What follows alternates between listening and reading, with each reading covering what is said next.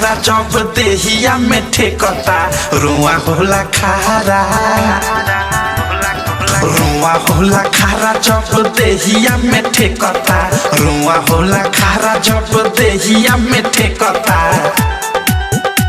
झूला पसोया देवरा हो कुला कके फेंकता झूला पसोया देवरा हो कुला कके फेंकता झूला पसोया देवरा हो कुला कके फेंकता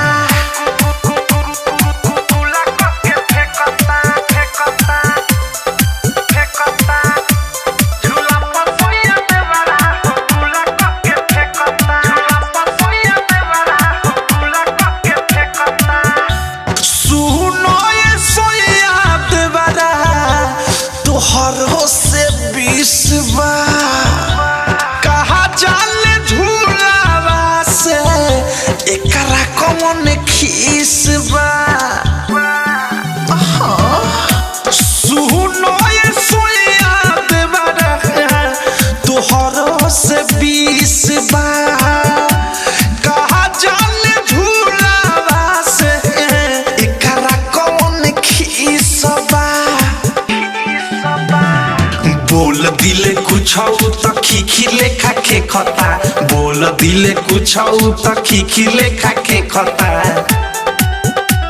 झूला पसोया देवरा हो कुला कके फेंकता झूला पसोया देवरा हो कुला कके फेंकता झूला पसोया देवरा हो कुला कके फेंकता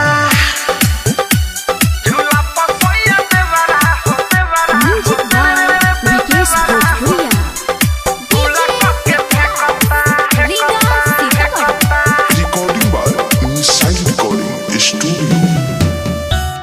writer Tharu Anurag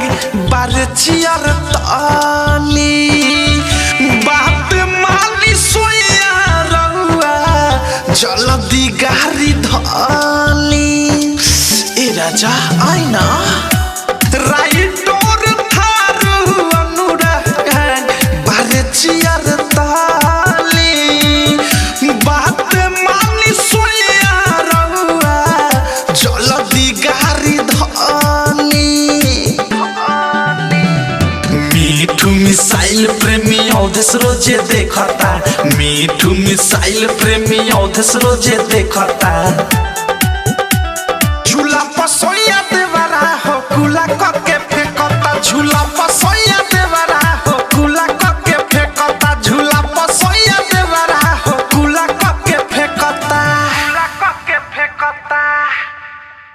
RCM music new app अभी डाउनलोड कीजिए हमारे गूगल प्ले स्टोर से और पाए भोजपुरी लोकगीतों का एक से बढ़कर एक ऑडियो वीडियो सॉन्ग बिल्कुल मुफ्त।